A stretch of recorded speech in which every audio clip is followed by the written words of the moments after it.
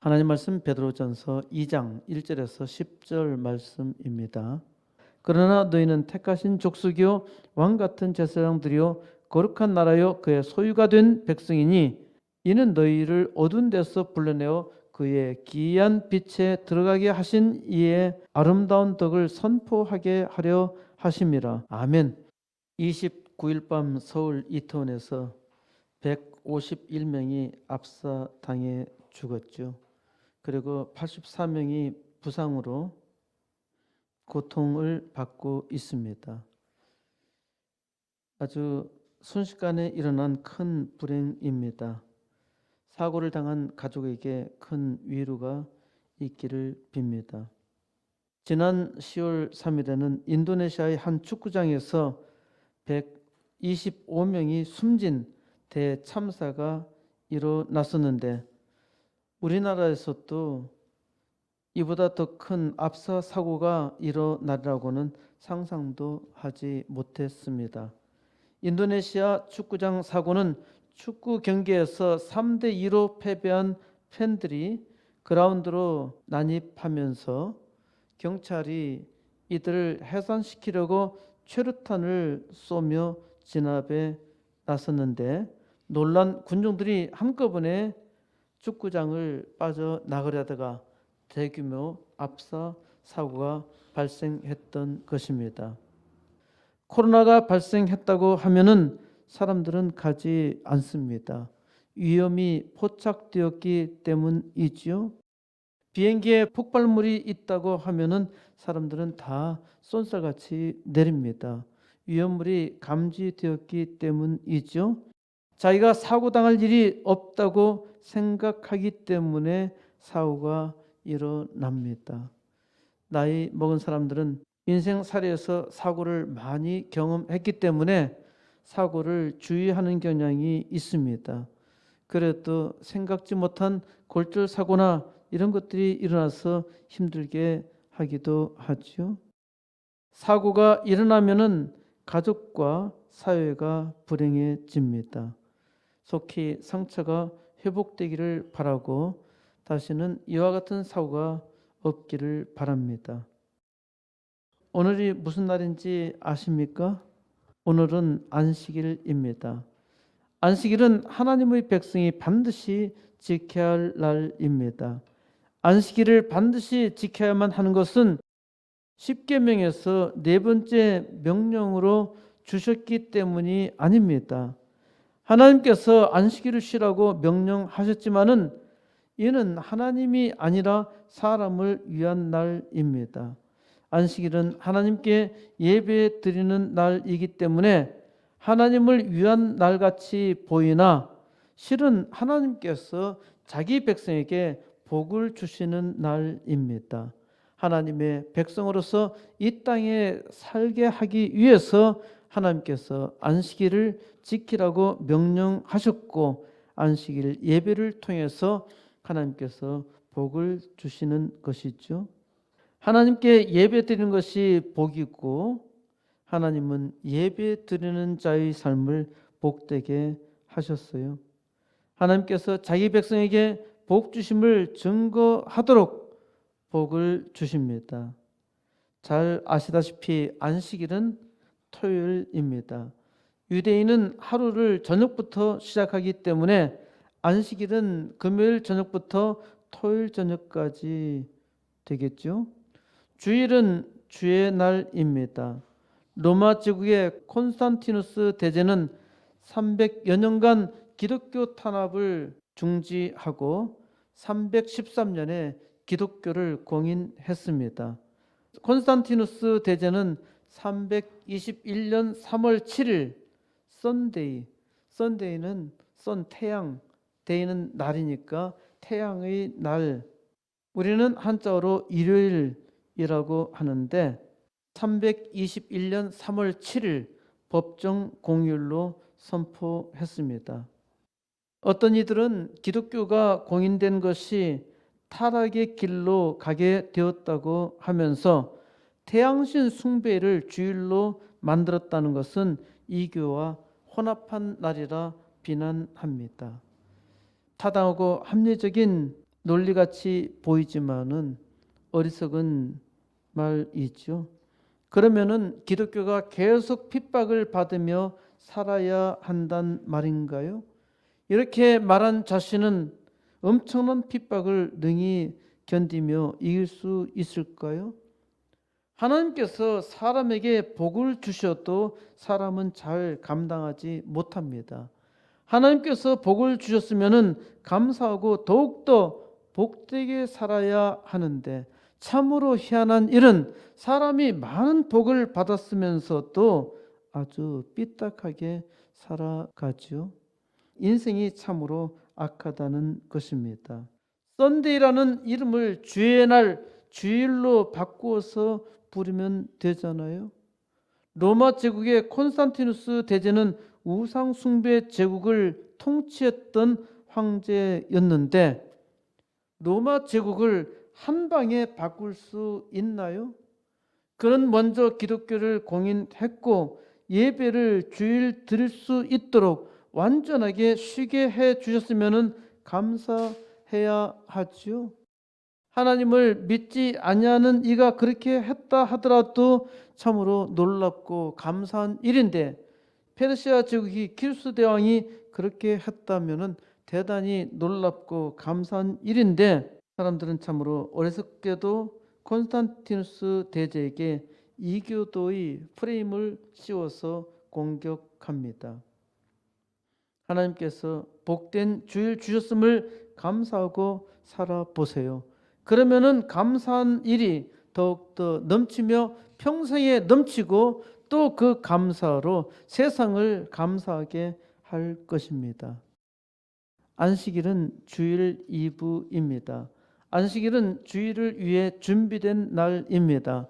하나님은 우리가 주일 예배를 드리도록 예수 그리스도를 우리의 주로 준비하셨습니다.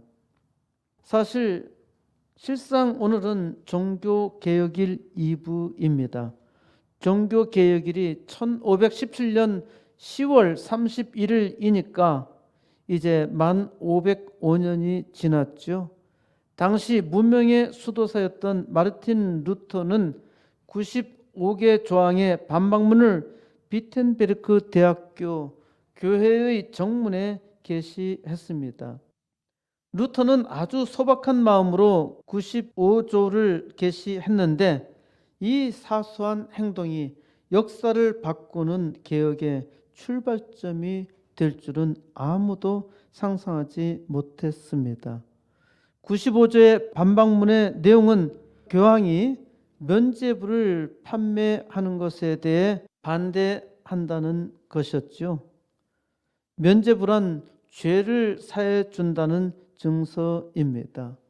교황이 교회당을 짓기 위해서 면죄부를 팔면서 사람들의 죄를 사면해 준다 말했던 것입니다. 95조 6항의 내용은 이렇습니다. 교황은 하나님께서 죄를 사하였다는 것을 선언 또는 시인하는 이외에 어떤 죄든지 사할 힘이 없다. 교황은 하나님께서 사람의 죄를 사하셨다는 것을 선포할 수는 있다는 겁니다. 이거는 우리도 할 수 있고 우리도 선포해야 할 말이죠. 그러나 교황이 어떠한 죄든지 사할 힘이 없다는 것입니다. 그러니까 교황이 면죄부를 판매하는 것은 사람을 속이는 일이죠.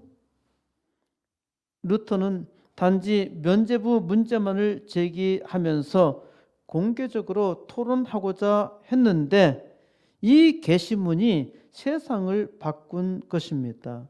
루터가 세상을 바꾸겠다는 야망으로 종교개혁을 시작했던 것도 아니고요.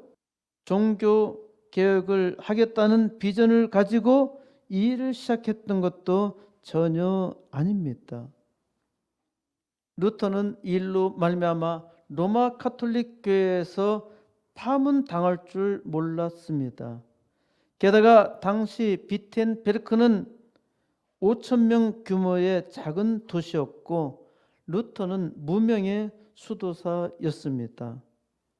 오늘날처럼 인터넷이나 SNS, 소위 사회적 관계망이 전혀 없었습니다. 당시의 통신 전달은 도보 수준이었죠. 그래서 한 가지 소식이 퍼지는 것은 대단히 느렸습니다. 어떤 사람들은 면죄부 판매가 불법이라는 것을 알고서 불만을 많이 가지고 있었다 하더라도 95개 반박 조항의 신봉자도 또 전파자도 전혀 없었습니다. 로마 가톨릭 교회는 루터에게 철회하라고 요청했고, 철회하지 않으면 파문하겠다, 교회에서 제명하겠다고 협박했습니다. 당시 로마 가톨릭 교회의 파문은 루터를 죽일 수 있을 정도로 위협적이죠. 이전에 102년 전에 후스는 로마 가톨릭 교회에 반대하다가 화형당해 죽었습니다. 이처럼 95조 반박문은 묻혀버릴 수도 있는 사건이었는데 세상을 바꾸는 거대한 태양으로 떠올랐던 것이죠. 이 위대한 역사는 사람이 한 것이 아니라 하나님께서 하신 일입니다. 루터는 누구와도 토론하기를 원했고 단지 토론을 위해서 나쁜 관행을 고치고자 희망했던 것입니다.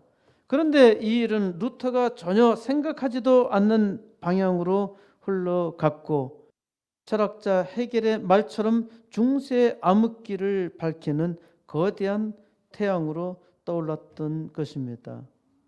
하나님은 사람이 상상하지 못할 일을 이루십니다.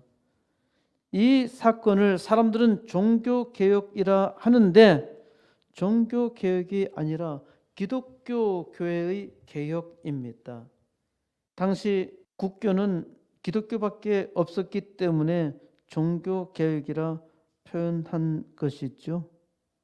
이제 우리는 교회의 개혁이 아니라 세상의 개혁을 일으켜야 합니다. 교회는 교회를 바꾸어야 하고 또 세상을 바꾸어야 합니다. 교회는 항상 개혁되어야 합니다. 이것이 교회 개혁을 한 개혁주의자의 원리입니다. 교회가 바뀌면은 세상이 바뀌어요. 교회만이 세상의 소망입니다. 세상에 교회가 없다면은 절망입니다.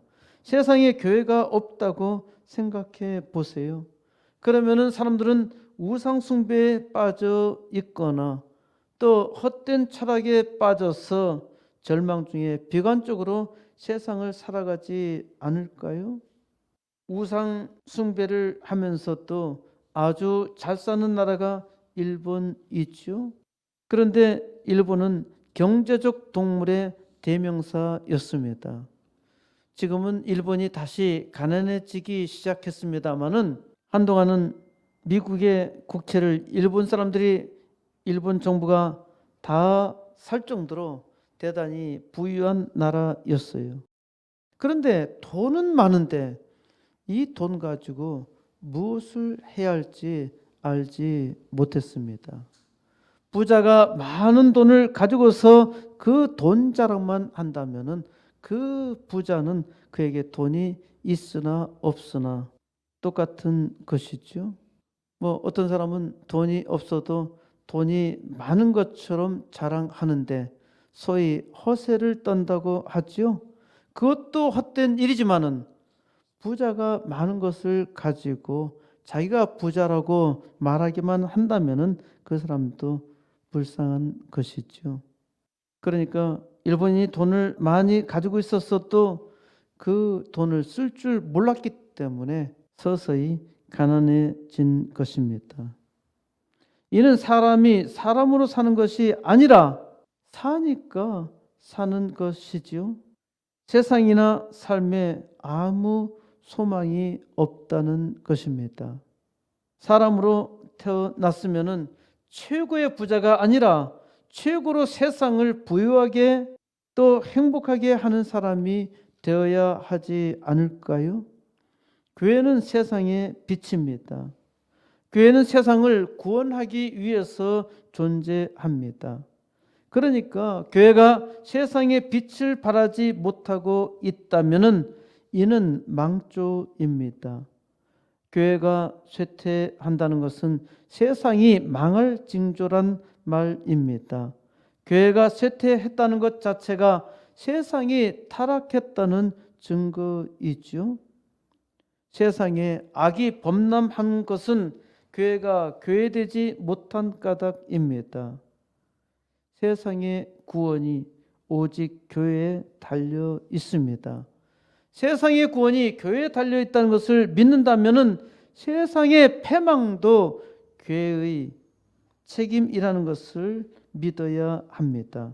그러므로 하나님의 은혜로 구원받은 백성은, 하나님의 은혜로 부름받은 백성은 하나님의 선한 역사를 이루어야 합니다.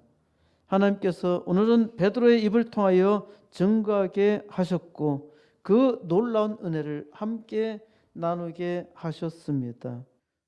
제가 베드로전서를 몇 번이나 읽었는데 몇 번을 읽어도 하나님의 계시를 깨닫지 못했어요. 베드로전서를 읽으면서 가장 많이 들어오는 단어는 순복이었습니다. 순종하고 복종하라는 말이 있죠. 베드로전서 2장 13절 인간의 모든 제도를 주를 위하여 순종하되 혹은 위에 있는 왕이나 14절 혹은 그가 악행하는 자를 징벌하고 선행한 자를 보상하기 위하여 보낸 총독에게 하라.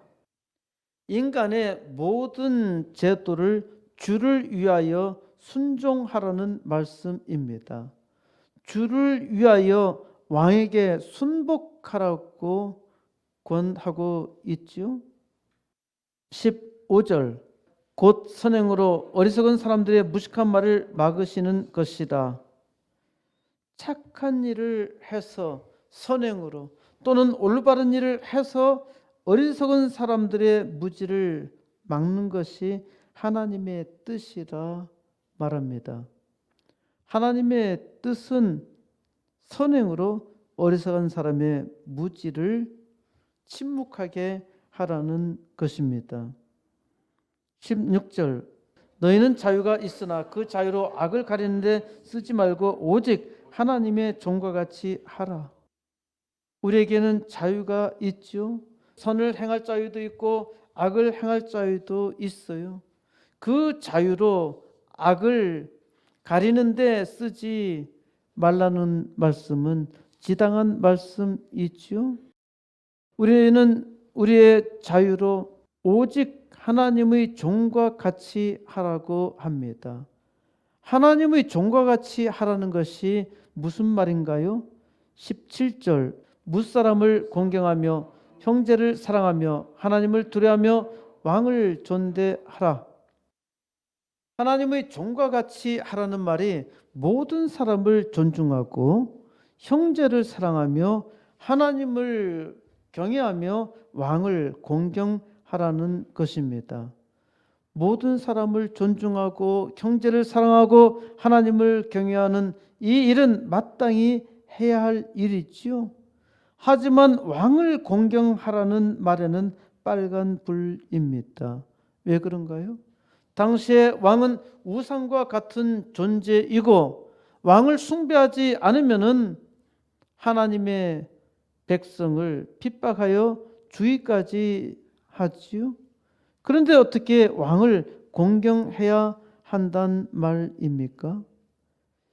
이 말씀을 전한 사도 베드로는 로마 황제에 의해서 십자가에 거꾸로 매달려 죽었죠.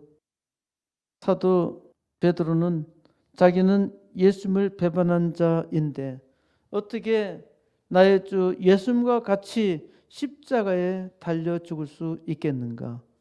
나를 거꾸로 매달아라. 그래서 거꾸로 매달려 죽었습니다.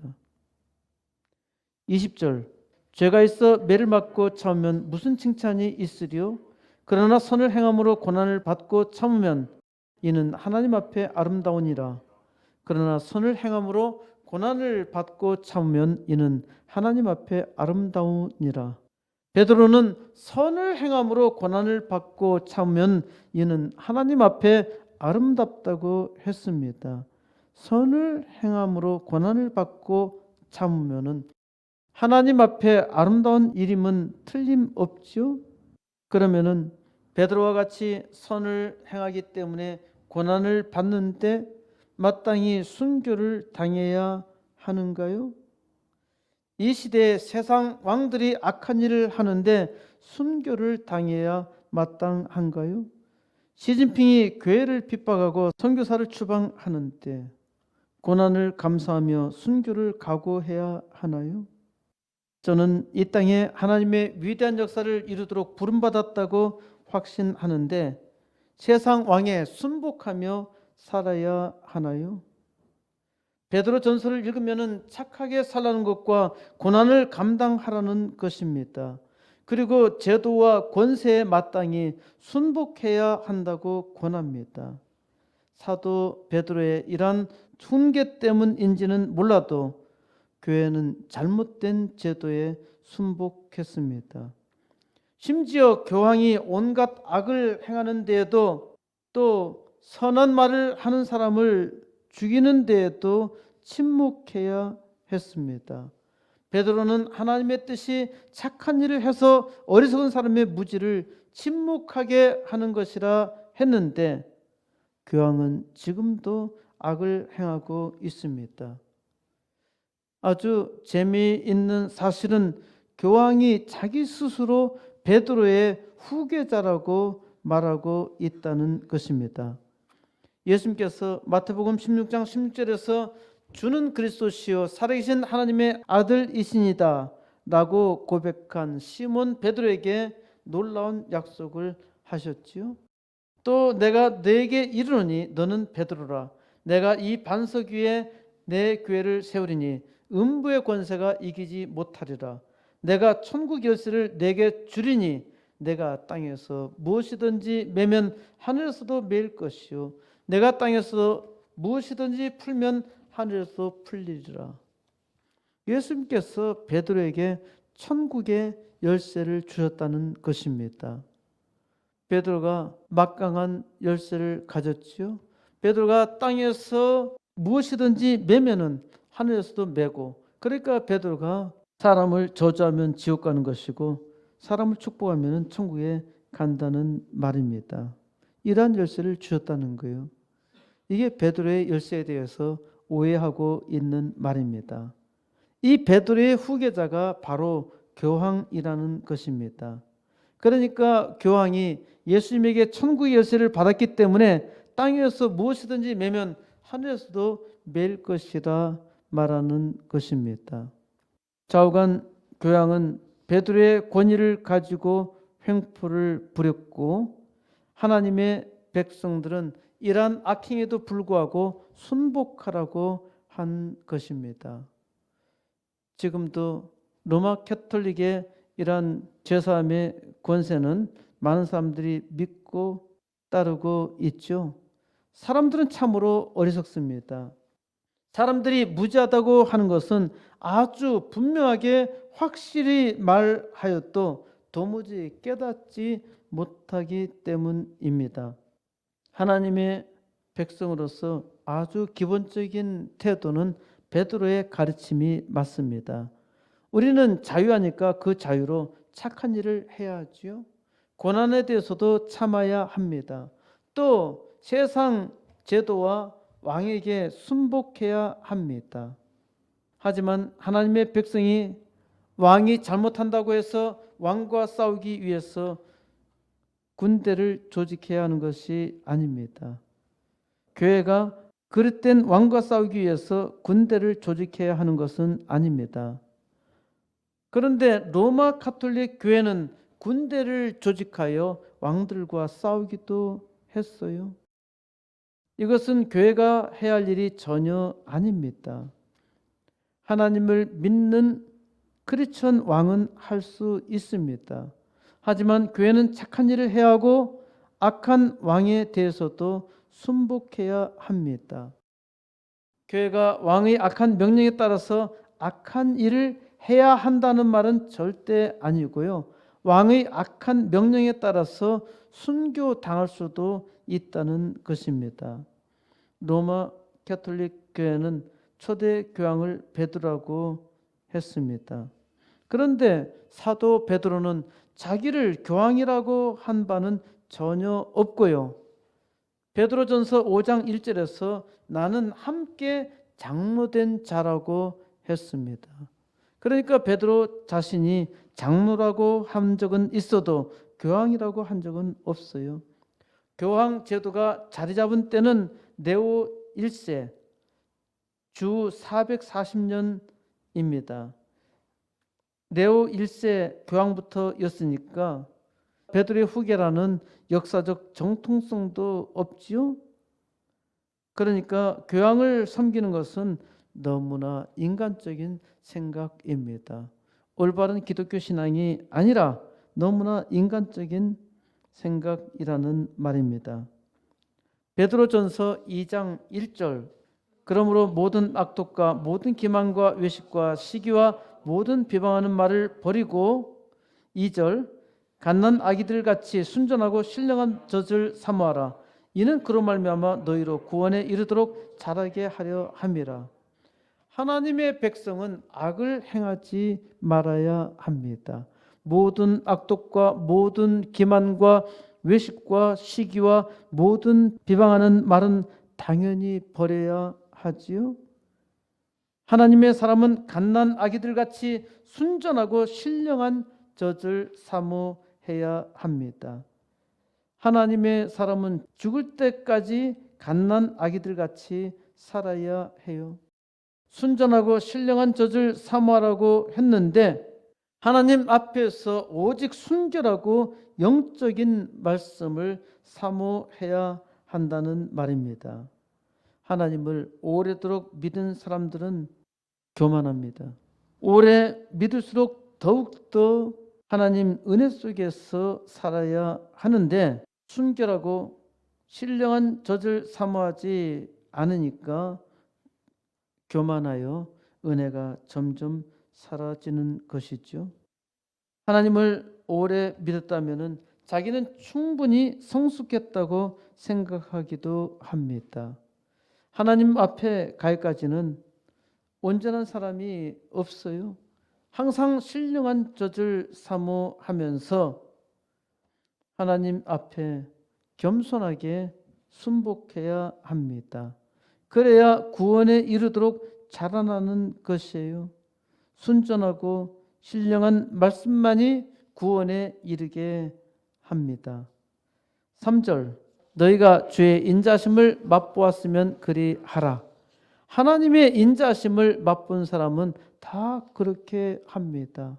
하나님의 인자심을 깨닫지 못하면 하나님을 믿는다고 하면서도 교만해요.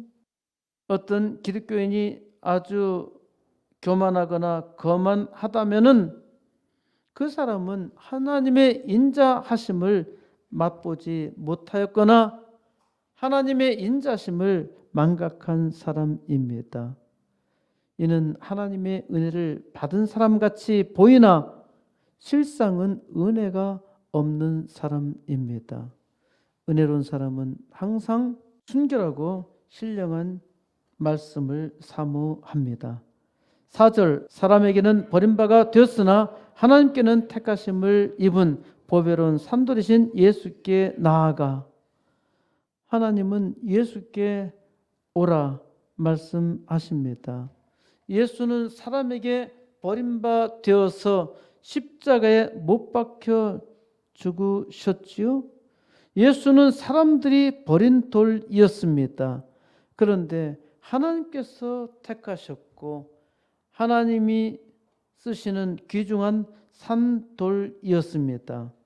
5절 너희도 산돌같이 신령한 집으로 세워지고 예수 그리스도로 말미암아 하나님이 기쁘시게 받으실 신령한 제사를 드릴 거룩한 제사장이 될지니라. 여러분도 산돌같이 되었다는 것입니다. 이제 하나님의 영으로 지어진 집이요 이는 하나님의 교회입니다.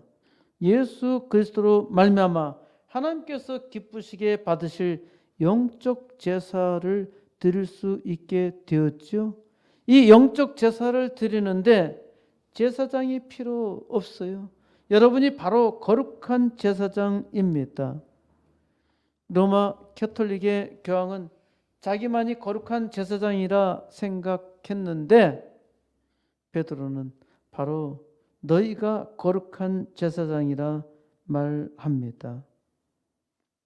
예수 그리스도로 하나님께서 기뻐하시는 산 제사를 만드셨고 우리로 하여금 산 제사를 드리게 하셨으며 바로 우리로 제사장 되게 하셨어요. 하나님의 거룩한 제사장이 되게 하셨단 말씀입니다. 6절 성경에 기록되었으되 보라 내가 택한 보배로운 모퉁이 돌을 시온에 두느니 그를 믿는 자는 부끄러움을 당하지 아니하리라 하였으니 성경에 기록되었으되 이 성경에 기록되었다는 말은 하나님께서 예수 그리스도가 오시기 약 750여 년 전에 선지자 이사야를 통해서 예언하신 말씀입니다. 이사야서 28장 16절에 그러므로 주 여호와께서 이같이 이르시되 보라 내가 한 돌을 시온에 두어 기초를 삼았노니 곧 시험한 돌이요 귀하고 견고한 기초 돌이라 그것을 믿는 이는 다급하게 되지 아니하리로다. 시온은 바로 예루살렘입니다. 하나님께서 예루살렘에 한 돌을 두어서 기초를 삼으셨어요. 무슨 기초입니까? 구원의 든든한 반석 삼으신 것입니다.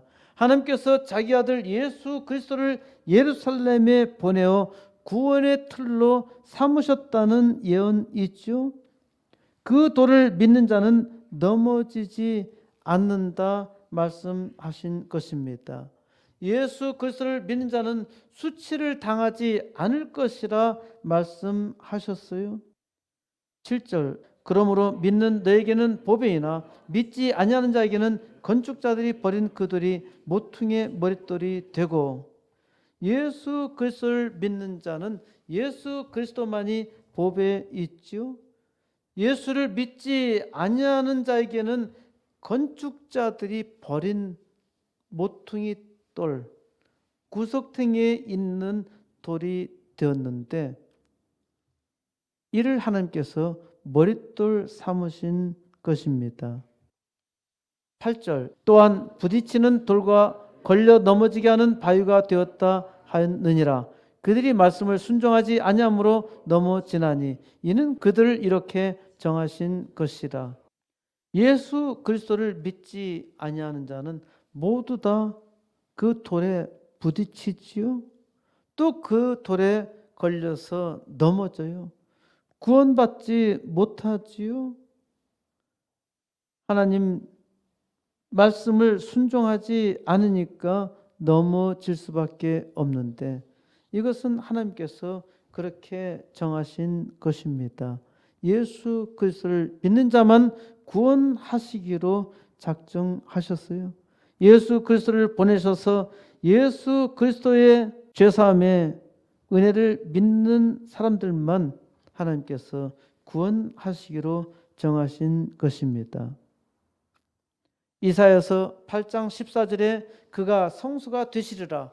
그러나 이스라엘의 두 집에는 걸림돌과 걸려 넘어지는 반석이 되실 것이며 예루살렘 주민에게는 함정과 올무가 되시리니 예루살렘은 하나님께서 이스라엘 백성을 구원하시는 도성이요 하나님께서 만들게 하신 예루살렘 성전이 있는 곳이죠. 그런데 하나님께서 예수 그리스도를 구원의 돌로 주셨는데 믿지 않으니까 이것이 걸림돌이 되고 넘어지는 반석이 된 것입니다. 그래서 거기에 사는 하나님의 백성에게 예수 그리스도는 오히려 함정과 올무가 되었다는 말씀이죠. 9절 그러나 너희는 택하신 족속이요 왕같은 제사장들이요 거룩한 나라요 그의 소유가 된 백성이니 이는 너희를 어두운 데서 불러내어 그의 기이한 빛에 들어가게 하신 이의 아름다운 덕을 선포하게 하려 하심이라. 하나님께서 이제 예루살렘에 사는 그 택한 이스라엘 백성에게는 함정과 올무가 되었는데 너희는 택하신 족속이 되었다는 것입니다. 하나님께서 우리를 선택하셨다는 것이에요. 그리고 우리를 왕 같은 제사장으로 삼으셨어요. 또 우리로 거룩한 나라가 되게 하셨고 하나님의 소유가 된 백성 삼으셨단 말씀입니다. 이 약속은 본래 하나님께서 이스라엘 백성을 선택하시면서 주신 약속입니다. 하나님께서 430년간 종살이하던 이집트에서 이스라엘 백성을 구원해 내시고 자기의 백성 삼으시며 새로운 나라를 선포하셨는데 이때 이들을 축복하며 약속하신 말씀이었습니다. 출 이집트기 19장 5절에 세계가 다 내게 속하였나니 너희가 내 말을 잘 듣고 내 언약을 지키면 너희는 모든 민족 중에서 내 소유가 되겠고 너희가 내게 대하여 제사장 나라가 되며 거룩한 백성이 되리라. 너는 이 말을 이스라엘 자손에게 전할지니라. 하나님께서 모세를 통해서 말씀하시며 이스라엘 자손에게 전하라 하셨습니다. 세계가 다 내게 속하였나니 온 우주가 다 하나님의 것이죠. 하나님께 다 속하였다는 것을 먼저 분명하게 선언하십니다. 너희가 내 말을 잘 듣기만 하면은 내 언약을 지키기만 하면은 너희 이스라엘 민족을 세계 모든 민족들 중에서 내 소유 삼아서 뛰어나게 하시겠다는 것입니다. 내가 너희를 제사장 나라 삼았어. 너희는 나의 거룩한 백성이야. 하나님께서 이스라엘 백성을 선택하셨지만은 이스라엘 백성은 하나님 말씀을 듣지 않았지요. 그래서 망했습니다. 이것으로 끝난 것이 아닙니다. 하나님께서 이제 이스라엘의 실패를 통해서 세계 모든 민족을 예수 그리스도로 부르셨습니다. 10절 너희가 전에는 백성이 아니더니 이제는 하나님의 백성이요 전에는 긍휼을 얻지 못했더니 이제는 긍휼을 얻은 자니라. 이전에는 우리가 하나님의 백성이 아니었죠. 그런데 이제는 하나님의 백성으로 세우셨다는 것입니다. 이전에는 하나님의 긍휼을 얻지 못했어요. 이제는 하나님의 긍휼을 얻은 자 되게 하셨다는 말씀입니다. 이 말씀도 하나님께서 호세아 선지자를 통해서 주전 800년경에 말씀하신 것입니다. 하나님은 호세아 선지자로 하여금 창녀 고멜에게 억지로 장가들게 하셨죠.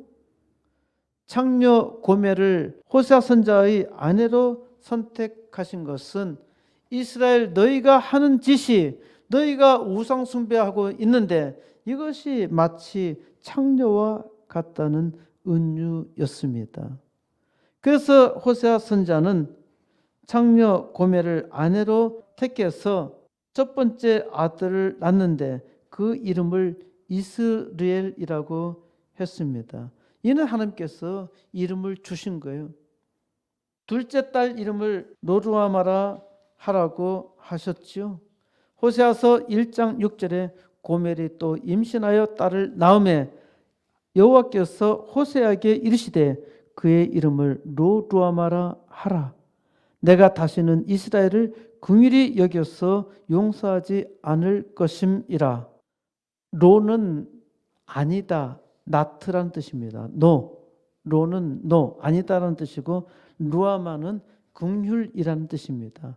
그러니까 둘째 딸을 낳으면서 이름을 로루아마라 했는데 내가 더 이상 너희 이스라엘 백성을 긍휼히 여기지 않겠다 하시는 말씀입니다. 또 호세아서 1장 9절에서 여호와께서 이르시되 그의 이름을 로암미라 하라. 너희는 내 백성이 아니요 나는 너희 하나님이 되지 아니할 것임이니라. 그러니까 이제 셋째를 낳고 로암미라 했는데, 로는 똑같이 노입니다. 암미는 백성이란 뜻입니다. 그러니까 셋째를 낳고 로암미라 한 것은 이제 내가 너희를 더 이상 내 백성으로 삼지 아니하겠다는 말씀이죠. 내가 너희를 택해서 너에게 긍휼을 베풀며 너희를 내 백성 삼았는데 이제는 내가 더 이상 너희를 내 백성 삼지 않겠다. 너에게 내가 무수한 은혜를 베풀어 주었지만은 너희는 늘 나를 배반했어. 나를 항상 배반한 너희를 어떻게 내 백성 삼을 수 있을까?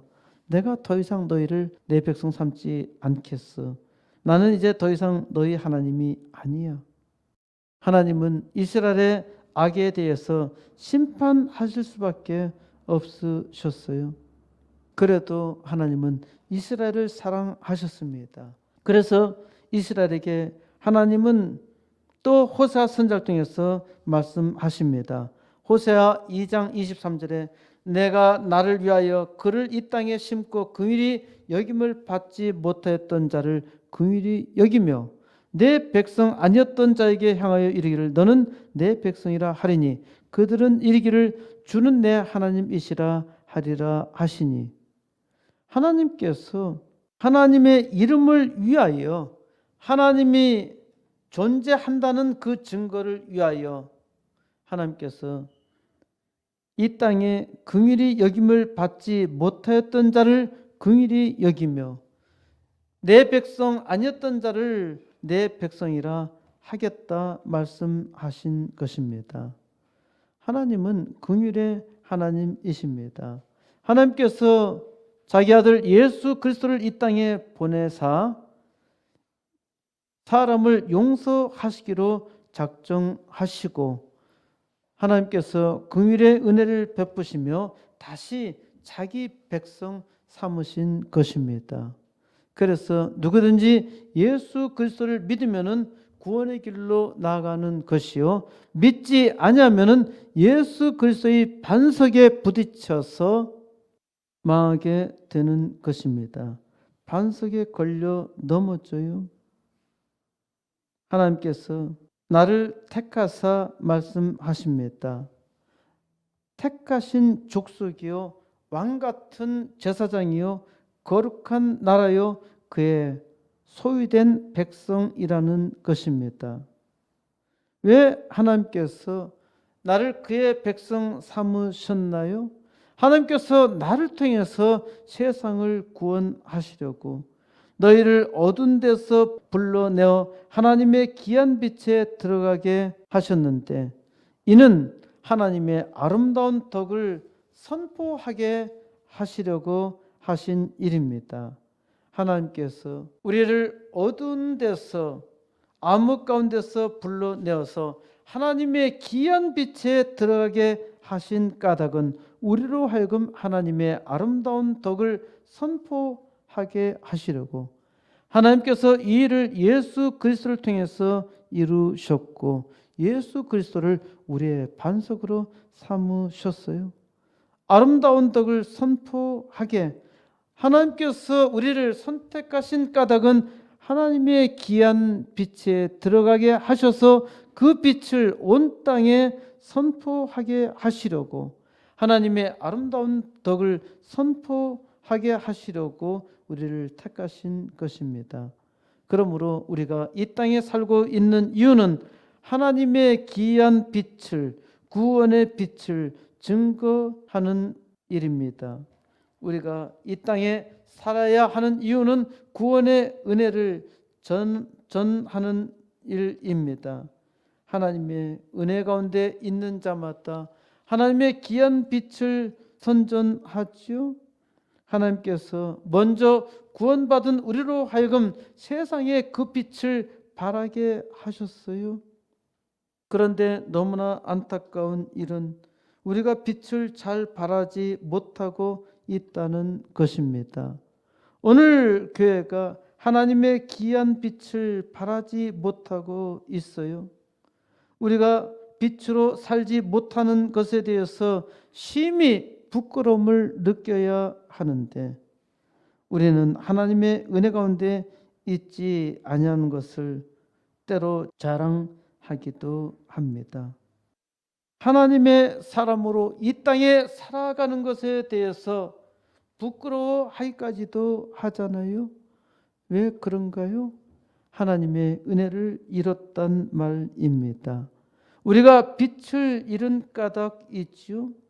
이제 우리는 다시 빛의 역사를 이루어야 합니다.